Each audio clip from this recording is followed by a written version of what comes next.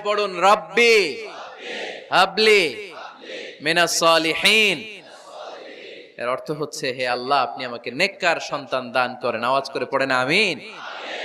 নেককার স্ত্রী, নেককার সন্তান আল্লাহর কাছে চাইতে হয় ভাইয়েরা, না চাইলে পাওয়া যায় না।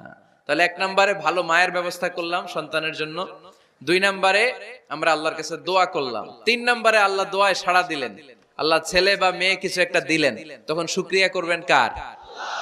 নাকি না শুকরি করবেন? অনেকে ছেলে পছন্দ করে, মেয়ে পছন্দ করে না, আছে না নাই? আলহামদুলিল্লাহ এইখানে এরকম কেউ নাই। এই আছে, তুমি জানলা কেমনে? আমি বাঁচায় দেওয়ার জন্য বললাম নাই, এরপর এরা কয় আছে। যদি কেউ থেকেও থাকে, চেঞ্জ ইউর মাইন্ড, আপনার মাইন্ডটা চেঞ্জ করেন। ছেলে হোক মেয়ে হোক, শুকরিয়া করবেন কার?